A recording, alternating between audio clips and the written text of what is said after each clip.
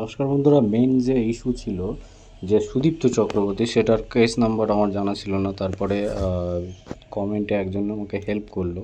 ঠিক আছে, তোমাদের আমি দেখিয়ে দিচ্ছি সুদীপ্ত চক্রবর্তীর কী বিষয়ে এবং কি আছে ওর মধ্যে, কবে লিস্টেড হবে। ঠিক আছে, ওটা অনেকে বলছে ডিসপোজ হয়ে গেছে, অনেকে বলছে ডিসপোজ হয়নি, লিস্টেড আছে 2877 কেস নাম্বার। ঠিক আছে, সব ডিটেলসে অর্ডার কপিতে দেখিয়ে দেবো তোমাদেরকে, একটুখানি দেখো, ওয়েট করো। 7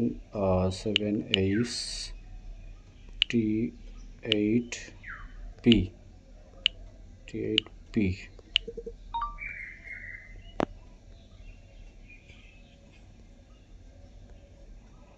দেখো, কেস নাম্বার সার্চ করলে লাস্ট একটাই অর্ডার বেরিয়েছিল সুদীপ্ত চক্রবর্তীর, 23/06, মানে 6 আগের মাসের 23 তারিখে যে কেস উঠেছিল সেটার অর্ডার কপি। এই জুলাইয়ে কোনো রকম কেস ওঠেনি। ঠিক আছে, সুদীপ্ত চক্রবর্তী দেখো, অনিন্দর লাহিড়ী সেম উকিল, চন্দন দ্বারা এবং সুদীপ্ত চক্রবর্তী একই উকিল আছে। এবং এখানে লড়ছে, দেখো এখানে লড়ছে ডিএন রয় এলডিজিপি, ভালো উকিলিনী, সরকারের পিআরবির তরফ থেকে অপর্ণা ব্যানার্জি আছে, সোমা চক্রবর্তী এবং রঞ্জনা চ্যাটার্জি। বুঝতে পেরেছো, উকিলগুলোটাই আছে। এবং কি বলেছে দেখো, ওরা ক্যান ফাইল করে রেখেছে, কিন্তু অনিন্দর লাহিড়ী ক্যান ফাইল অন করেছে। এবং চিত্তা প্রিয়া ঘোষ উনি ক্যান ফাইল 2 করেছে। Report by advocate the state response experience filed the petitioner court today with record. আর রেকর্ডে কী বলেছে, কিছুই নেই এখানে। কনস্টেবল 2024 5ই মার্চ, বোর্ডের এটা পাবলিশ করার কথা ছিল 5ই মার্চের মধ্যে। রেসপন্স রিক্রুটমেন্ট নোটিশ পাবলিশ, আচ্ছা ওই পুরো ডিটেলসটা দেওয়া আছে, নোটিশগুলো পাবলিশ হয়েছে, সার্টিফিকেট। মেন ইস্যুটা দেখে নেব, তোমাদের মেন ইস্যু কি বলেছে। ঠিক আছে,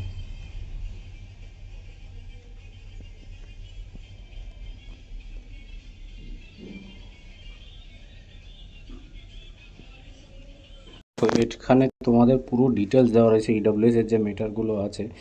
এখানে 24 নম্বর পয়েন্টে তোমাদের দেওয়া আছে যে রিলিস্টেড ম্যাটার হওয়ার কথা ছিল 20 জুলাই, যেহেতু আজকে 20 জুলাই রিলিস্টেডের ব্যাপারটা ছিল, সেটা কিন্তু আমরা শনিবারে কোনো রকম কোনো কিছু দেখিনি। ঠিক আছে, আমরা আর একবার লাস্টে, ভিডিওর লাস্টে তোমরা শেষ পর্যন্ত থাকবে, দেখে নেবে। এবং ইডব্লিউএস এর বিষয়টা কি বলেছে একটুখানি দেখে নেই।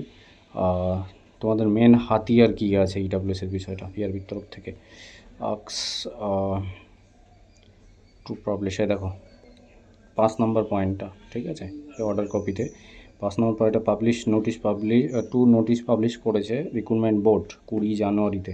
ঠিক আছে, ইন প্রোগ্রেস অন আর notice to has been mention করেছে ইনকাম অ্যাসিস্ট সার্টিফিকেট, মানে তোমাদের ইডব্লিউএসের যে ইনকাম অ্যাসিস্ট সার্টিফিকেট থাকে, উইকার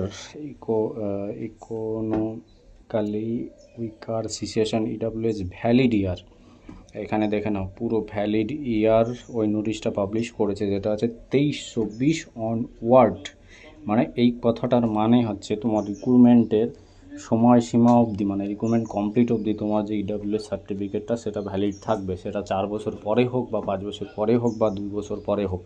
ঠিক আছে, অনওয়ার্ড কথার অর্থটা এটাই হচ্ছে। ঠিক আছে, ভালো করে বুঝবে। তোমার 23 সালে তুমি সার্টিফিকেট 23/24 বের করেছো, এবার রিক্রুটমেন্ট কমপ্লিট হতে হতে দেখা গেলো 5 বছর পেরিয়ে গেল, সেখানে দাঁড়িয়ে কি আবার তোমার 5 বছর ওই 2-3 বার করে তোমার ইডব্লিউএসকে বের করতে হবে 23/24, সেটার কোনো মানে নেই। অনওয়ার্ড কথার অর্থ এটাই যে তুমি যে সার্টিফিকেট শো করিয়েছো প্রথম শুরুতেই সেইটাই ভ্যালিড থাকবে তোমার লাস্ট অবধি। বুঝতে পেরেছো, আশা করি এটাই।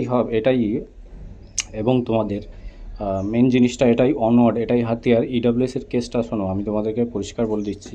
ইডব্লিউএসের কেসটা আমার মতে যা আছে এর ভিতরে, পিআরবি আমি পড়ে দেখলাম, তোমাদের পড়ে শোনালে অনেকটা বড় হয়ে যাবে। বাংলা করলে পারে, বাংলা হাইকোর্টের যে ল্যাঙ্গুয়েজ থাকে, বাংলা করলে পারে উল্টোপাল্টা আসে। ঠিক আছে, ঠিকভাবে বোঝানো যায় না। তো যতটুকু বুঝলাম তোমাদের পিআরবির তরফ থেকে কিন্তু সমস্ত রকম চেষ্টা করে যাবে। মেন ইস্যু আছে তোমাদের কেসটা উঠছে না ঠিকভাবে, উঠলেই আবার নেক্সট ডেট পড়ে যাচ্ছে। ভাবতেই পারছো, একটা মহান একটা বেঞ্চে পড়েছে, নেক্সট ডেট ছাড়া উপায় নেই। আর মেন জিনিসটা পিআরবির তরফ থেকে কিন্তু ইডব্লিউএসটা আমার মতে ভাই জিতে যাবে।